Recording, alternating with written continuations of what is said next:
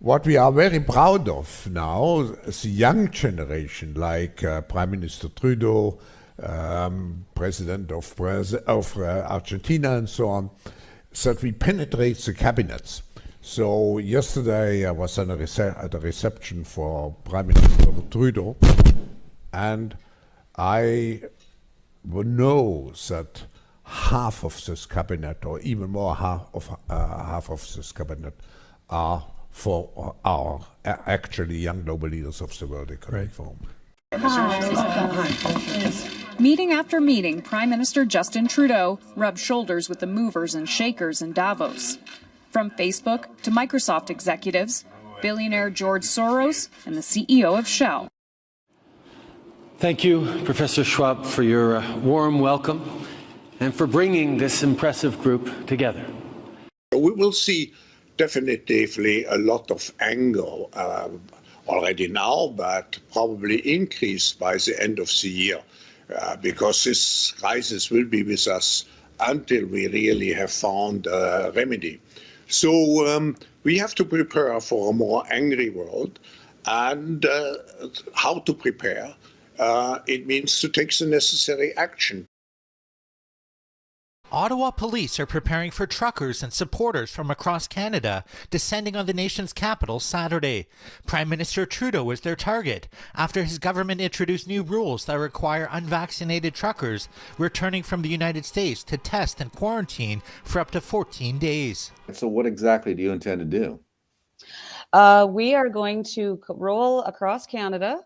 They are going to go to Parliament Hill and sit there and protest peacefully, of course, until these mandates are lifted. The small fringe minority of people who are on their way to Ottawa or who are holding unacceptable views that they're expressing do not represent the views of Canadians. Oui, on va s'en sortir de cette pandémie par la vaccination. Puis on en connaît tous des gens qui sont en train d'hésiter un petit peu. On va continuer d'essayer de les convaincre. Mais il y a aussi des gens qui sont farouchement opposés à la vaccination. Qui sont extrémistes. Qui ne croient pas dans la science, qui sont souvent misogynes, souvent racistes aussi. C'est un petit groupe, mais qui prend de la place. Et là, il faut faire un choix en tant que leader, en tant que pays. Est-ce qu'on tolère?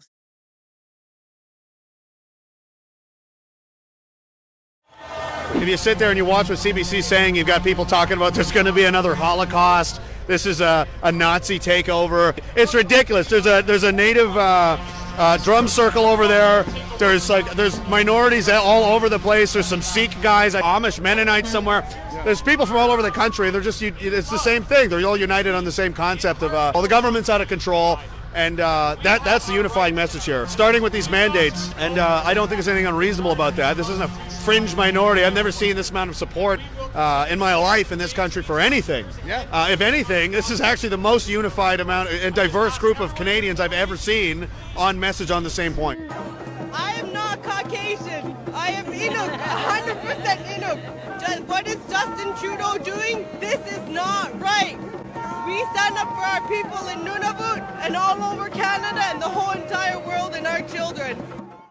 So we heard of all these people from across Canada coming here for whatever reason they have. So it's like, you know what, let's go out. Let's talk to all of our neighbors from across the country. And so far, every single person we have met has just met us with so much love, so much understanding, so much peace. And they made me cry so many times just hearing their incredible stories for what they're fighting for. This way to leave their house, watching the CBC, ingesting all this fear, and then they're the one that's lying. And I told them, you report fake news. And I'm so thankful that I can bring my children, so that if our pictures, there's plaster everywhere, so that people would know this is a God-fearing families, honorable families that are coming here supporting this. This is about the family unit and restoring the family unit. How has this lockdown affected you?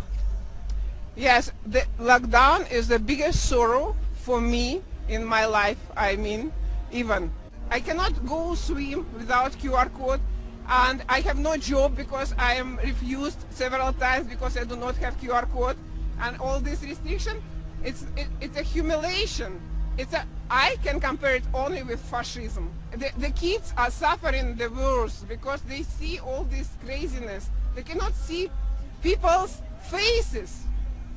They cannot see smile, mimics, and even articulation. It's awful. This is fascism. It should be stopped. I'm not a misogynist. I'm not a racist. I have no problem with white people. I have no problem with other races, whatever. It is a vocabulary that has been spread in many countries. They use the same vocabulary in France, the same vocabulary in the United States.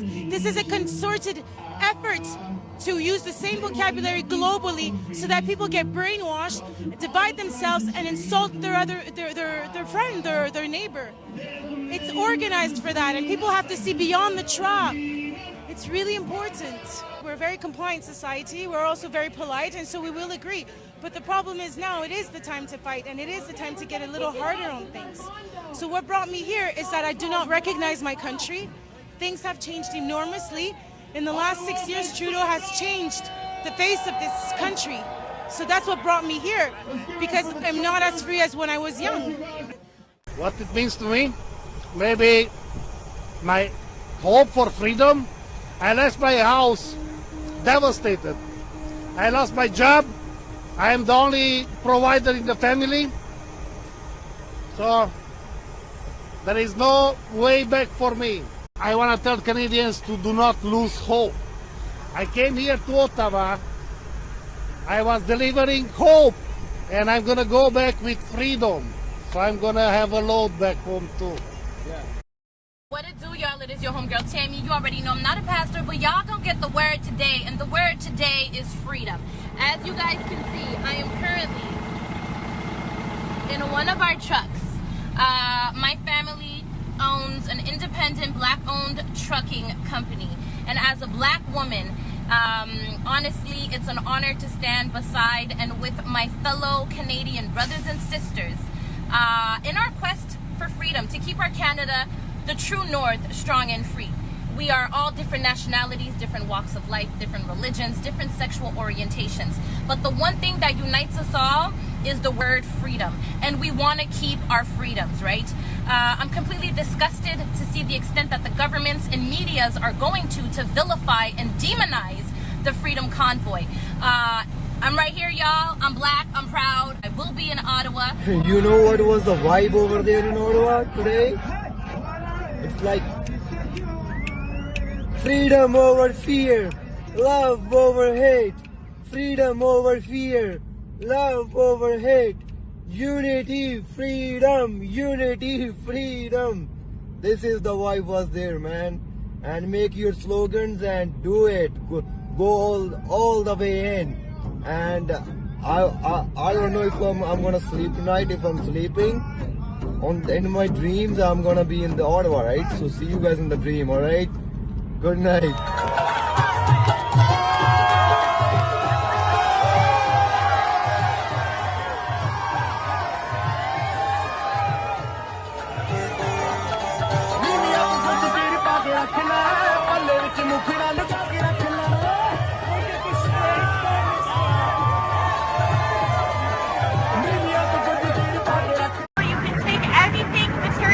That you want from us, but you can't steal our love, you can't steal our happiness, you can't steal anything. You can't steal these smiles, okay? Yes, we're still here, we're still loving everybody, and we're still protesting.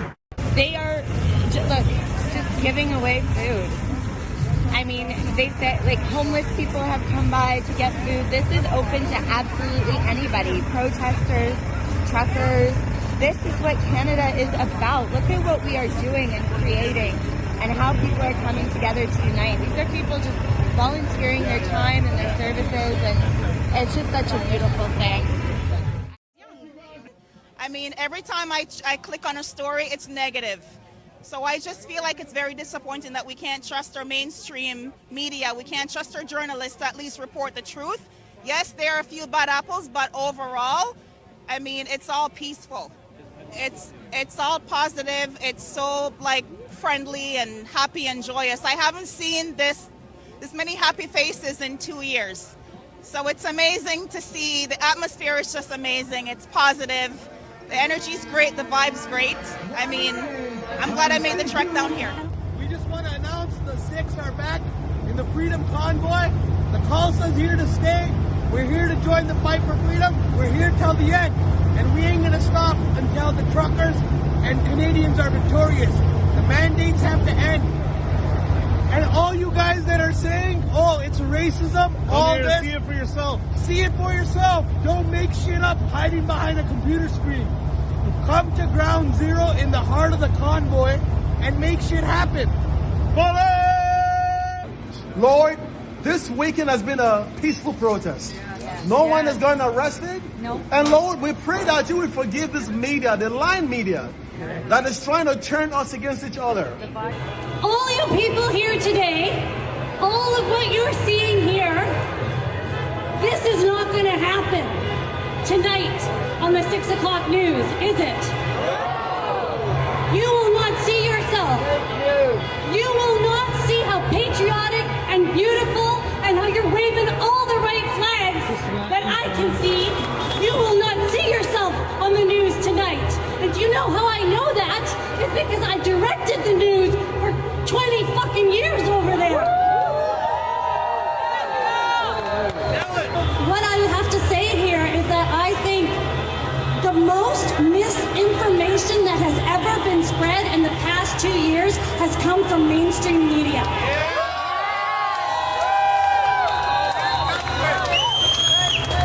We have spread so much misinformation that my heart is broken.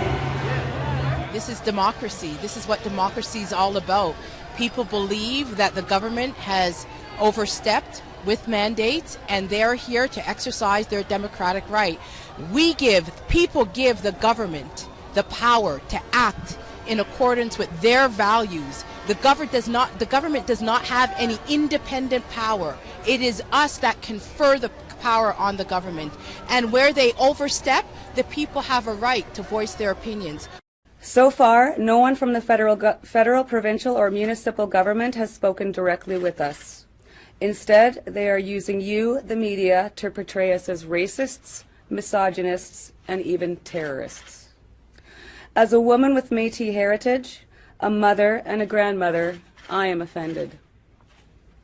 The reality is that members of this freedom movement are average, peace-loving, and law-abiding citizens from all walks of life who are fed up with being disrespected and bullied by our government. That's why we named it the Freedom Convoy. It's not the convoy for the unvaccinated, it's the convoy for freedoms for everybody. For 2 years, we've been starved of love, being social and being with our families and our loved ones, going to school, playing sports, and going anywhere we want. For 2 years, we had nothing, and we came here to a feast of love and joy and happiness. There are no terrorists here. You can say what you want, but if you come here and see what's happening, you will feel it.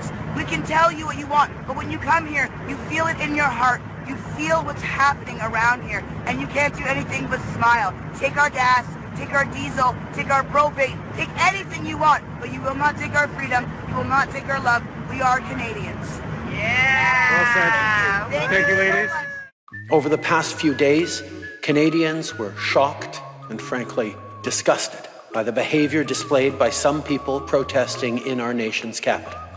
Hate can never be the answer. I want to be very clear. We are not intimidated by those who hurl insults and abuse at small business workers and steal food from the homeless. We won't give in to those who fly racist flags. We won't cave to those who engage in vandalism or dishonor the memory of our veterans. Tous les Canadiens ont le droit d'exprimer leur opinion ou leur désaccord avec leur gouvernement, mais ils n'ont pas le droit de menacer ou de harceler leurs concitoyens, ni de propager des messages de haine.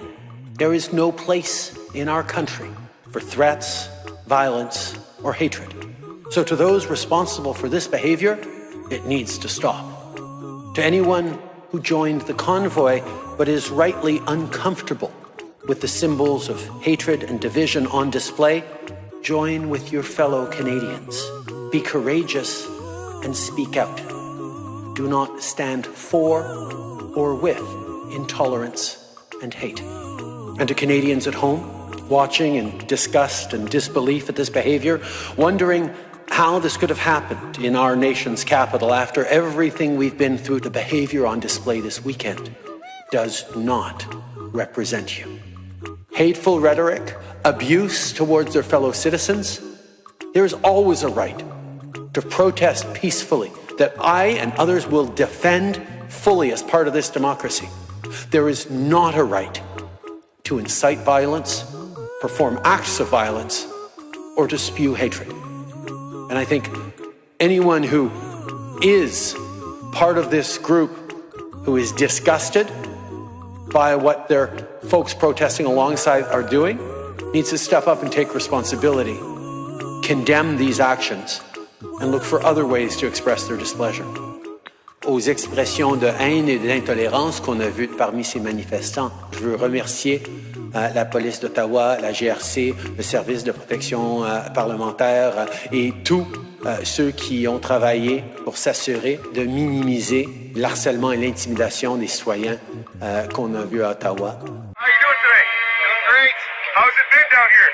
Nothing but good. People are super good. The truckers have been having a good time. They've been getting their point across.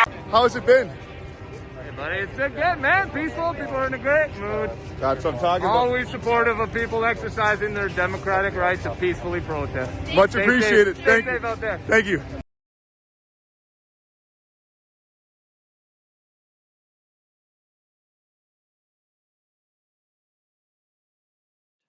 We're entering the third week of illegal blockades that have been disrupting the lives of too many Canadians.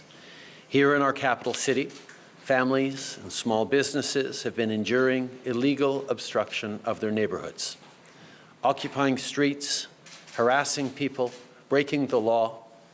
This is not a peaceful protest. The federal government has invoked the Emergencies Act to supplement provincial and territorial capacity to address the blockades and occupations.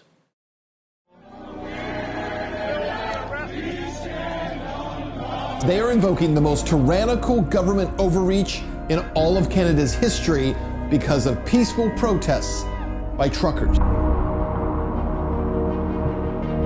This has been an incredibly peaceful protest. The truckers, their supporters, have in the main behaved incredibly well. Bouncy houses for the children, free food and coffee, music.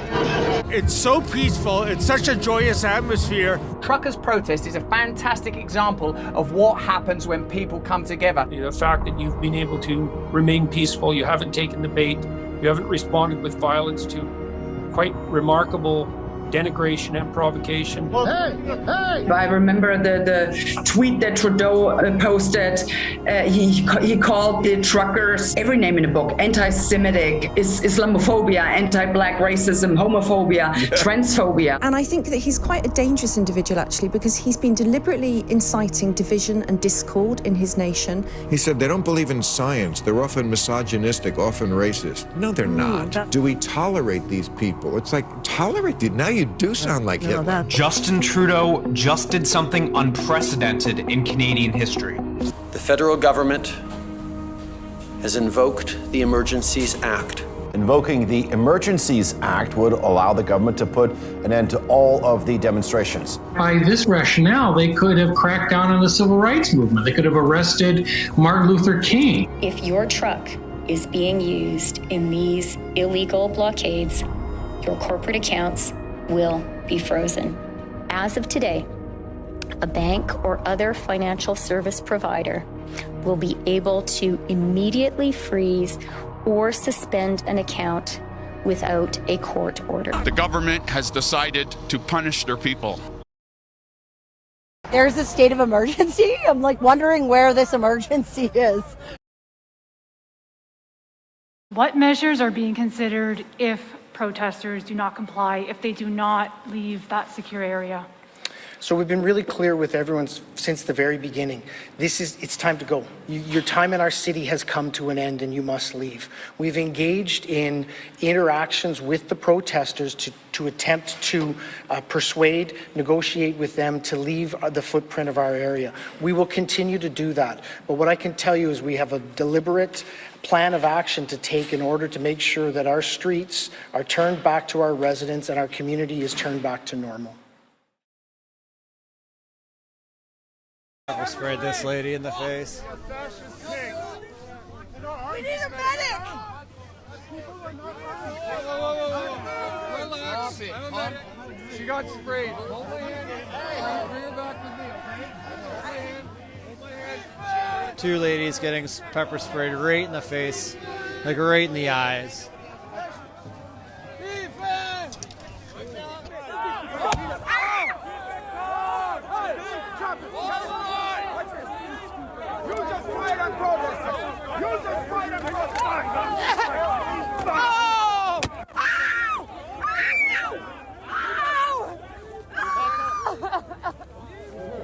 But someone shot me in my left legs with the tear gas gun. It was point blank. It was really next to my legs. And so I fell on the ground because not only my legs was hurting, but all the gas from the canister went all over me, in my head, eyes, and in my mouth. Gerald H. Charlebois. I am 78 years of age. What happened is this truck sitting there with a freedom sign on it and two flags. I was backing them up all the way. And these two police officers came back up at me, said, you know, you're making unnecessary noise. They asked me for my wallet. I got my wallet. Wasn't arguing or anything with them. And then all of a sudden, all the yelling went on. I went to turn, and he grabbed me by the shoulders and then said, you are under arrest. Look, they're hurting an old man, a Canadian citizen. It's communism. Took the handcuffs off me. My hand was full of blood. He had torn the skin off my hand. I'm afraid to go out of the house. I'm afraid of them. They made me afraid. You're pushing us against concrete. Well, then you guys stop pushing. You're pushing us against the concrete. Do you not kick? Oh, how am I supposed to move? Oh, but this guy grabbing me. Look at these officers. You're pushing us against concrete. Move. I can't breathe. Move. I can't. Okay, guys, I'm down. Put my hands behind my head, and I was waiting them to take me away. Then suddenly somebody yelled, arrest him. So they dragged me in, they lie me down on my belly. I don't recall how many of them they was on top of me. They slammed me on the ground and started punching. They were punching my face, they were kneeing me in the face, and simultaneously that's when one of the riot officers took my nylon, it's like a rain jacket, so it's waterproof, hard to breathe through, and he took my hood and wrapped it around my mouth and my nose, and it was cutting off my breathing. I didn't know if I was gonna get another breath, because the last thing I saw were fists and knees coming into my face from all directions in my head, the top of my head, all over. I pulled my face out from the hood of my jacket and I faced the other way, and I yelled out, I can't breathe. Why is the camera in my face right now? Are you here partaking? You walked right up now to you're me. in the red zone? I'm scared. I want to go for a coffee down there. Can I go for a coffee? Still being arrested right now. Do you live in this? You're not excluded here, from that. But I'm Where do you live? Alberta. Time for you to leave. I can't even go down there for a coffee. No, go grab your stuff in the red zone right now. If you don't leave right now, you will be arrested. Do you understand me? I can't go for a coffee. Grab your stuff, because if we see you, we'll be patrolling all day. If we see you again, it'll be different. Leave. I tell you, take your camera and get out of here. Do you understand that? Walk away. Your phone doesn't need to be in our face when you're walking away. Go. Are you going to walk or are you going to get arrested? I was Go walking now. away. Get out of here. We are a peaceful protest.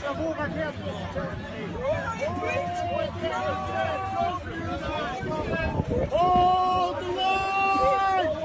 Here comes the horses. They have the horses coming.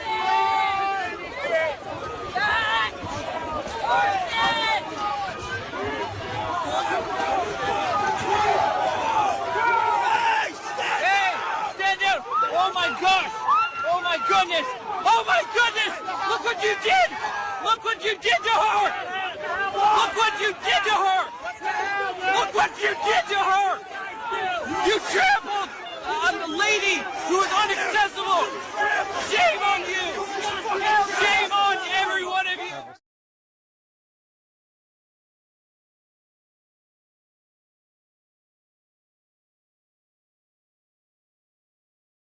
I cry aren't tears of sadness. You guys, I just want you to stay strong, and I want you to continue to be unified. When you see the reporters in the streets, be kind and show them love. We don't have to agree with what they're doing, even though after all they've done, I know it's frustrating, but we still have to have love in our hearts. Please show respect to them. Show respect to our police officers. A lot of these men and women, although I know it's not an excuse, are probably just trying to feed their families.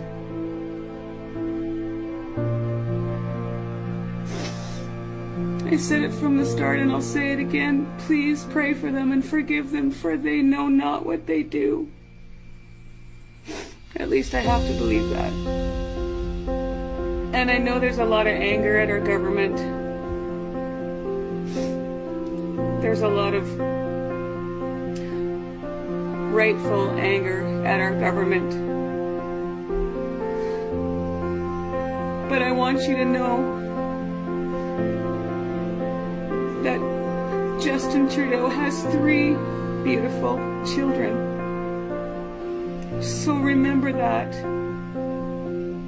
We don't have to like what he does, but I'm going to ask you to pray for him too. I pray that you all find forgiveness in your hearts, and I pray that you all find love, even when we don't understand it. I think it's inevitable at this point. I'll probably be going somewhere tomorrow where I'll be getting 3 square meals a day, and that's okay. I'm okay with that, and I want you to know that I'm not afraid. Just please stay peaceful, and please take care of each other, and know that this too shall pass. And the only way this is going to succeed is if we always come from a place of love. I've always said, as human beings, we make choices from one of 2 places. We make choices from love, or we make choices from fear. That's it. That's the bottom line. And I pray and I hope that you will make your choices from love. You have to know that they're trying to provoke us. I mean, you hear their language. You hear the language and the verbiage that they're using, and that is not coming from us. But we can only win this with love, and we can only win this together. And it's time to stand together.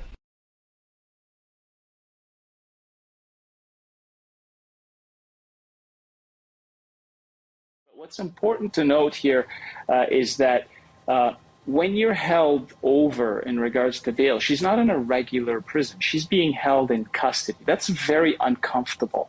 That is not a place that's set up for people to be held long term. So it is especially onerous on an individual such in this case as Tamara Lich, to be held further under these circumstances. It's important to remember that these are not regular prison conditions. They are far worse.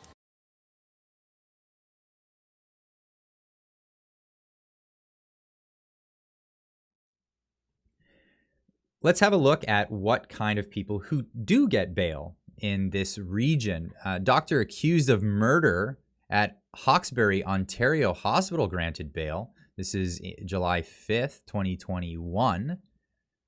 Who stands accused of first-degree murder in the death of a patient at his hospital in Hawkesbury, Ontario, has been granted bail.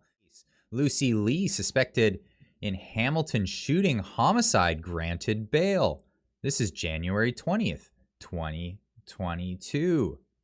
Here, which is, I mentioned this on the show the other day, that Tamara Lich, one of the organizers and the one that started the GoFundMe campaign, Métis woman, she was arrested during the police action over the weekend, and I mentioned that she was denied bail. What I didn't mention at the time, because it wasn't out yet, was that the person who was presiding over the case, the judge presiding over the case that denied Tamara Lich bail, was a former Liberal Party candidate. She ran for Justin Trudeau's Liberal Party in the 2011 election. She lost, and then Trudeau appointed her to the federal bench. She is now the one overseeing this. This is an insane conflict of interest. The fact that this judge hasn't recused herself from this case is insane, because the appearance of political interference, political bias, of undermining, again, of our judicial system and the rule of law is really, really, really, really bad. So this judge also made 71 donations to the Liberal Party between 2009 and 2014, ranging amounts from $5 to $1,186. And here is Justin Trudeau back in 2013 promoting her in a video, saying that she has vision and she's authentic. Here he is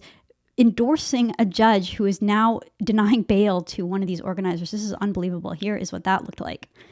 It's an extraordinary pleasure for me to tell you how much I have great admiration for Julie Bourgeois. Her vision, her authenticity, her strength is going to be an amazing asset, both to the people of Glengarry, Prescott, Russell, but also to everyone in the House of Commons after the next elections, when I will have, hopefully, the honor of sitting beside her in the House.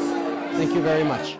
So this judge, Judge Bourgeois, she now says, I cannot be assured that if I release you into the community, you will not reoffend. So she is held without the possibility of bail because supposedly she's a threat to public safety. Well, wait a minute. The Emergency Act is over now. So the threat is over, according to Justin Trudeau. They no longer need the Emergency Act. And yet a Métis woman who organized a GoFundMe campaign can't be released because she's a threat. This is wild. Again, this is Banana Republic kind of stuff. Keep in mind that the deranged left-wing activist, the Antifa activist who rammed his car into the protest, who hit 4 protesters with his car, that guy was released on bail. No problem. He's facing 11 serious charges. He assaulted people, injured people, tried to murder people. And all he had to do was post $10,000 bail. He's allowed out. No big deal. But when it comes to the organizer of an event who committed no violence, who committed no assault, who has been peaceful throughout, apparently she is a threat to public and can't be released. Look. Now, things came into question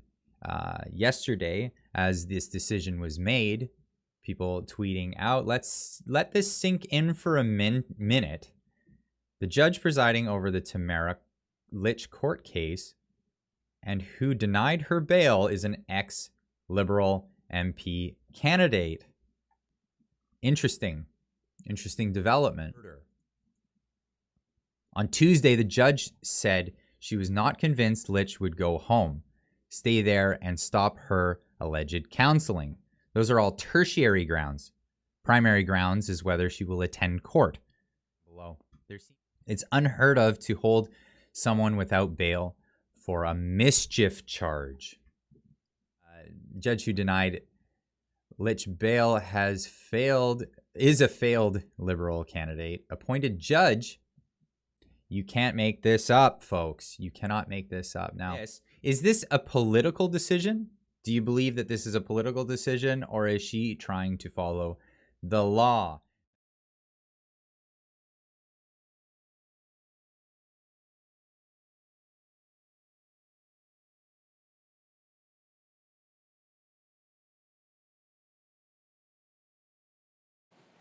And today, after careful consideration, we're ready to confirm that the situation is no longer an emergency. Therefore, the federal government will be ending the use of the Emergencies Act. While the immediate emergency situation is over, this issue won't just go away. We have to prepare for a more angry world. We need to constantly work to defend and improve our democracy. It takes the necessary action. At home. We penetrate the cabinets. And around the world. As I said before, the Emergencies Act was created to flow from and uphold the Canadian Charter of Rights and Freedoms. These measures had to be and were compliant with the Charter. And I want to reassure Canadians. Law enforcement agencies are prepared to deal with anyone engaging in unlawful or dangerous activities. Police officers will continue to be there to protect our streets and neighborhoods within their jurisdictions. Let's remember that we're fighting a virus. This will be the new normal until a vaccine is developed. Until we find a vaccine, going back to normal means putting lives at risk. We need to produce it and to deploy it in every single corner of the world. Full vaccination of our children and pregnant women. Development of new vaccines, therapeutics and diagnostics. For effectual vaccines and therapeutics are developed.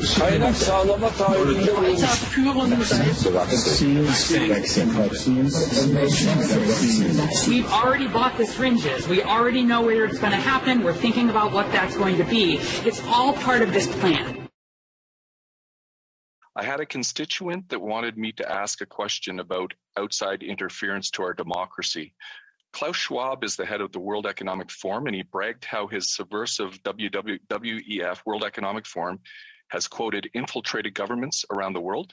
He said that his organization had penetrated more than half of Canada's cabinet. And I was wondering, in the interest of transparency, could the member please name which cabinet ministers are on board with the WEF's agenda? My concern is the deputy. Order. I know that the member was in a really good question there, but the audio is really bad and the video is really bad as well.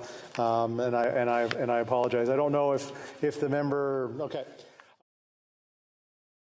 To repeat, the committee sought to present a clear description of the magnitude and nature of the challenge of foreign interference in Canada. The committee's assessment of the threat is best described at paragraph 189 on page 77, and I quote, "The committee believes there is ample evidence that Canada is the target of significant and sustained foreign interference activities. Each of these activities pose a significant risk to the rights and freedoms of Canadians and to the country's sovereignty. They target ethno-cultural communities, seek to corrupt the political process, manipulate the media. The committee believes that these states target Canada for a variety of reasons, but all seek to exploit the openness of our society and penetrate our fundamental institutions. We penetrate the cabinets to meet their objectives."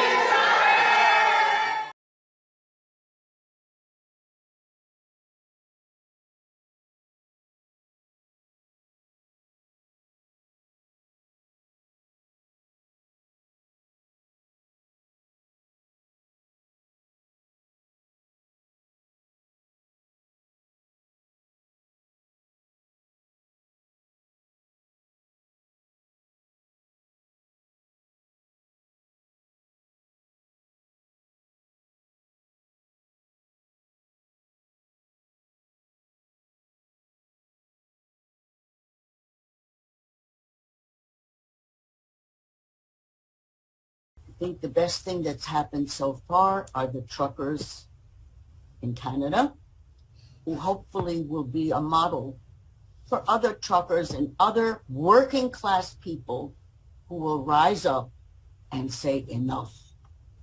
They are our hope.